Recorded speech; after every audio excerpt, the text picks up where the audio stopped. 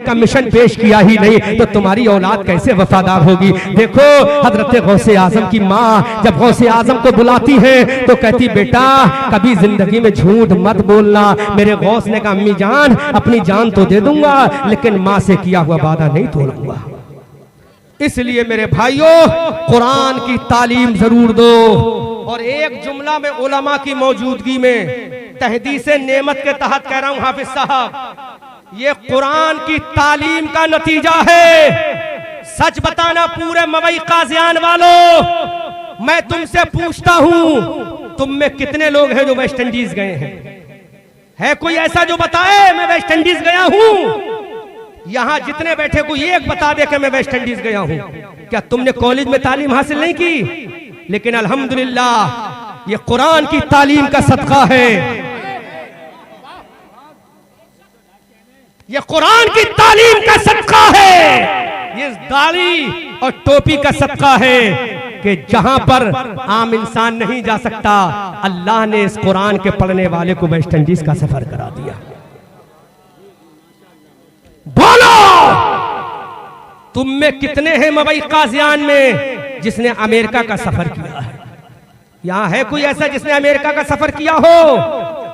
बोलो बोलो। मैं तहदीस नेमत के तहत कह रहा हूं ताकि लोगों में जोश तो पैदा हो जाए कि हाँ कुरान का इल्म भी कोई इल्म है तुम में कोई जिसने अमेरिका का सफर किया हो?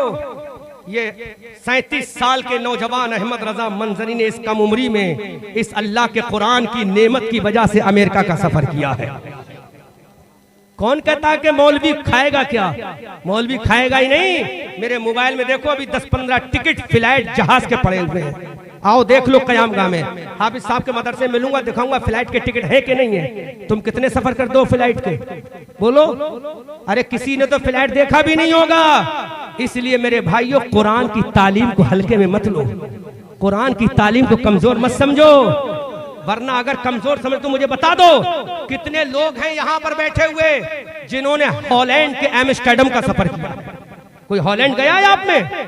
बोलो बोलो कोई हॉलैंड गया है? लेकिन अल्हम्दुलिल्लाह ये अहमद रजा मंजरी कुरान के सदके में हॉलैंड भी गया है। तो ये मत कहो कि मौलवी बेचेगा क्या।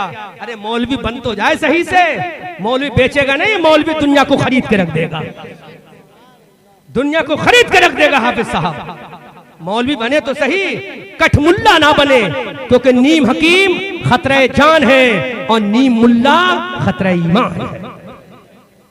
बोलो कमेटी वालों, यहाँ डॉक्टर लोग भी बैठे होंगे, प्रोफेसर भी बैठे होंगे, इंजीनियर भी बैठे होंगे, साइंस के स्टूडेंट भी बैठे होंगे। बताओ जरा दिल पे हाथ रखे कितने लोगों ने अमेरिका का सफर किया है? लेकिन एक दाढ़ी वाले ने, इस दाढ़ी की वजह से, सीने के अंदर जो इल्म कुरान है उसकी वजह से, मेरे रसूल का जो सदका उसकी वजह से अल्लाह ने कह दिया तू परेशान मत हो, हम तुझे दुनिया घुमा देंगे, हमारा इल्म तो ले ले तू, है ना। आज ये शोरा, ये हसन रजा और ये शरीफ अख्तर और ये नईम अख्तर महीने में 4-5 सफर नहीं 10-12 सफर प्लेन के करते हैं। मैं समझता हूं मवई काजियान का पहला शख्स होगा जिसने सबसे ज्यादा प्लेन का सफर किया होगा। सच्ची बात यह है, सच्ची बात यह है। जबकि यहाँ डॉक्टर भी हैं, प्रोफेसर भी होंगे। इसलिए मैं कह रहा हूं ये बातें आपसे कि रिकॉर्डिंग के जरिए दुनिया सुनेगी। कोई कुरान को हल्का ना समझे, कोई दीन इस्लाम को कमजोर ना समझे। अपने बच्चों को पढ़ा तो लो, तुम्हारा बच्चा लंदन भी जाएगा इसी कुरान के सदके में, अमेरिका भी जाएगा इसी कुरान के सदके में, और मरने के बाद जन्नत में भी जाएगा इसी कुरान के सदके में। बेशक सुभान अल्लाह, जिंदाबाद जाएगा। और हाफिज साहब ऐसे ही नहीं जाएगा। अल्लाह के नबी कहते हैं जो कुरान का हाफिज हुआ और कुरान के हलाल को हलाल समझा, कुरान के हराम को हराम समझा, तो वो खुद तो जन्नत में जाएगा, ऐसे 10 लोगों को लेकर जाएगा जन्नत में जिन पर जहन्नम वाजिब हो चुकी होगी। ऐसे लोगों को भी लेकर जाएगा। समझ में आ रहा है? अब एक बात मैं और कह दूं भाई, मेरे दिल में आ रही है, कहूंगा जरूर आज मैं छोड़ूंगा नहीं। नजराना मत देना, नईम अख्तर से ले लूंगा कहीं भी पकड़ के। अरे कहीं तो किसी रास्ते में तो शाम होगी है? ये जिंदगी का सफर चल रहा है, तो कहीं तो शाम होगी या दिन ही दिन रहेगा। अरे जब सूरज निकला है तो डूबेगा भी। बात समझ में आ रही है? जब सूरज निकला है तो डूबेगा भी, लेकिन मेरे नबी के इल्म का जो सूरज निकला है, जब से निकला था, जब से लेकर अब तक न डूबा है, न सुबह क़यामत तक डूबेगा। बल्कि आला हजरत तो यहाँ तक कहते हैं अर्शे हक है, मसनदे रिफात रसूलुल्लाह की देखनी है, हश्र में इज्जत रसूलुल्लाह। वाह वाह जिंदाबाद बेशक। और आला हजरत के भैया उस्ताद ज़मान अल्लामा हसन कहते हैं फकत इतना सबब है इनेकादे बज़्मे महशर का, तुम्हारी शान महबूबी दिखाई जाने वाली है। तो मेरे भाइयों, कुरान के इल्म को हल्का मत समझो। एक आखिरी पॉइंट, नारे की जरूरत नहीं है, मैं बगैर नारे वाला मौलवी हूं, है ना। तकरीर का एक पॉइंट सुन लो। जो बच्चा डॉक्टर बन गया, नो डाउट बहुत दौलत कमाएगा, बहुत दौलत कमाएगा। प्रोफेसर बन गया, बहुत दौलत कमाएगा, कोई शक नहीं है। लेकिन क्या हर बच्चा डॉक्टर बन जाएगा? हर बच्चा इंजीनियर बन जाएगा? हर बच्चा प्रोफेसर लेक्चरर बन जाएगा? हैं? जरा जो हाई स्कूल और इंटर पढ़ के बीकॉम एमकॉम एमएससी करके प्राइवेट स्कूलों में पढ़ा रहे हैं, बहुत बड़ा जुमला दे रहा हूं हाफिज साहब, आपके बुढ़ापे में जुमला काम आएगा, है ना।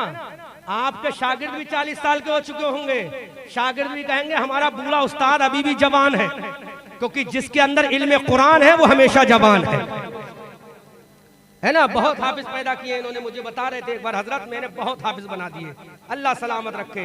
वो हाफिज जब तक जिंदा रहेंगे आपको सवाब मिलता रहेगा, जब मर जाएंगे तो वो अपने शागिर्द छोड़कर जाएंगे तब भी सवाब मिलेगा। ये टेक्निकल जुमला दे रहा हूं हसन रजा, तेरी निजामत के चर्चे हैं मुल्क हिंदुस्तान में, जिसको देखो हसन रजा का दीवाना है, तो इनकी निजामत की बरकत नहीं है, इन्होंने जो नाम रखा है हसन, उस नाम की बरकत है। हसन नात खाने रसूल, सना खाने रसूल, हसन इब्ने साबित।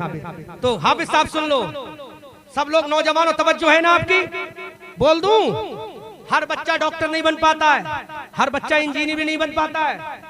अगर high school inter BCom MCom कर भी लेता है और सरकारी नौकरी ना मिली, तो प्राइवेट नौकरी किसी भी स्कूल में 2000-3000 से ज्यादा नहीं मिलती है, या किसी को मिलती है बहुत मिल गई तो 5000, बहुत मिल गई तो उसमें खाना भी अपना, रूम का किराया भी अपना। नहीं समझे? अभी बहुत कीमती जुमला दे रहा हूं हसन रजा साहब। 5000 मिल जाती ले देकर, उसमें खाना भी अपना, उसमें कपड़ा भी अपना, उसमें धोना भी अपना, उसमें बेड भी अपना, उसमें रूम किराया भी अपना। लेकिन खुदा की कसम, अल्लाह की इज्जत की कसम, रसूल की अजमत की कसम, जब कोई बच्चा अगर पूरा आलिम ना भी बने, खाली हाफिज बन जाए, 2-4 जमातें पढ़ ले, फिर भी जब किसी मस्जिद में जाता है तो 25-30 हजार से कम पैदा नहीं करता है। अल्लाह के नबी के इल्म का सदका है कि कम वक्त में भी, आज के जमाने में 25-30 हजार पैदा कर लेता है। ये हमारी रिसर्च कर लेता है। खाना फ्री मिलता है उसको, साबुन फ्री मिलता है उसको, रहने के लिए कमरा फ्री मिलता है। मैं कहता हूं या अल्लाह, ये वजह क्या है? तो मेरे रब की बारगाह से रहनुमाई आती है। ये वजह उसकी बिरादरी की बुनियाद पर नहीं, उसके खानदान की बुनियाद पर नहीं, उसके सीने में जो हमारा कलाम है उस कलाम की बुनियाद पर। और एक बात और बता दूं, अभी लॉकडाउन चला, बड़े बड़े अच्छे पैसे वालों को घुटने पे गिरते हुए मैंने देखा, लेकिन मौलवी के कपड़े की क्रीज कभी टूटते हुए मैंने नहीं देखी। उसकी चमक कभी कपड़े की कम नहीं हुई। वजह क्या है? वो मुख्तसर तनख्वाह जरूर पाता है, कनात कर लेता है, लेकिन अल्लाह उसमें बरकत अता फरमा देता है। इसलिए अपने बच्चों को डॉक्टर भी बनाओ, इंजीनियर भी बनाओ, लेक्चरर प्रोफेसर भी बनाओ, साइंटिस्ट वैज्ञानिक भी बनाओ, लेकिन उससे पहले चचा मियां इतना पढ़ा लेना ताकि जब तुम्हारे बाल सफेद हों तो तुम्हारे बालों की हिफाजत तुम्हारा बेटा कर सके, जब तुम्हारे हाथ पैर कमजोर हों तो तुम्हारे हाथ पैरों में मालिश कर सके, जब वो तुम्हारी बूढ़ी औरत के आंखों की बीनाई चली जाए तो अपनी माँ की खिदमत कर सके। वरना याद रखो, तुम कहोगे डॉक्टर बना लूं, प्रॉपर्टी बर्बाद कर दोगे, बुढ़ापे में वृद्धा आश्रम में जाना पड़ेगा, कोई तुम्हें बचाने वाला नहीं होगा। इसलिए अहद करो, अपने बच्चों को इतना इल्म जरूर सिखाएंगे ताकि वो अपना अकीदा समझ ले, अपना ईमान समझ ले, अपना इस्लाम समझ ले, अपना रसूल समझ ले। इसीलिए डॉक्टर मोहम्मद इकबाल ने पूरी दुनिया इंसानियत को पैगाम दिया था कि मोहम्मद से वफा, तूने तो हम तेरे हैं, ये जहां चीज है क्या, लौहो कलम तेरे हैं। और दीवान गाने इश्क़े मोहम्मद को देखकर घबरा गई है गर्दिशे दौरा, कभी कभी गर्दन में हाथ डाले हैं माहू नजूम के, गुजरा है हदों से मुसलमान कभी कभी, दी अजाने कभी यूरोप के कलीसाओं में, कभी अफ्रीका के दी अजाने कभी यूरोप के कलीसाओं में, कभी अफ्रीका के तपते हुए सहराओं में। शान जस्ती न थी नजरों में जहांदारों की, कलमा पढ़ते थे हम छाओं में तलवारों की। बेशक सुभान अल्लाह, जिंदाबाद। एक बात और कह दूं, आज की तकरीर बड़ी खुश्क लगी होगी आपको, है बड़ी खुश्क लगी होगी। आज सोचते हो भी मंजरी साहब का खिताबत का फन कहाँ चला गया। नहीं, अल्हम्दुलिल्लाह मौजूद है। कल जब मैं खिताबत का फन दिखा रहा तो यूसुफ संबली भी कह रहे थे, यूसुफ संबली हिंदुस्तान का टॉपर नाजिम है, वो भी कह रहे थे कि मंजरी साहब आज ऐसा लग रहा है कि आपके ऊपर अल्फाजों की अंबार हो रही, बारिश हो रही है। ये यूसुफ संबली का जुमला है, रिकॉर्डिंग में सुन लेना। हैं? देखा, सच्ची है, मुंह देखी बात तो नहीं कर रहे हो गई कि मंजरी साहब के जुब्बे को देखकर कहते हो, बात सच्ची कहना। अल हक मुर हक बात हमेशा कड़वी होती है, लेकिन आज मवई वालों मेरी तकरीर याद रखोगे। अब मैं चाहता हूं बेटा पैर सीधे करो, तुम्हें एक चीज और बता दूं, उसके बाद जा रहा हूं। बता दूं, सब बोलो, बता दूं, सब सुनोगे। अच्छा बताओ, तुम जब मर जाओगे, मरोगे कि नहीं मरोगे? जिसको मरना है वही बोले, मरोगे नहीं मरोगे?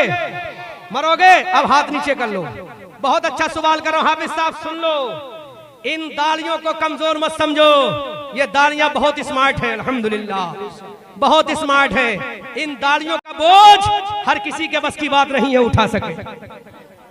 इन दाढ़ियों का बोझ कोई पहलवान ही उठा सकता है, कोई बहादुर ही उठा सकता है, कोई मर्द कलंदर ही उठा सकता है।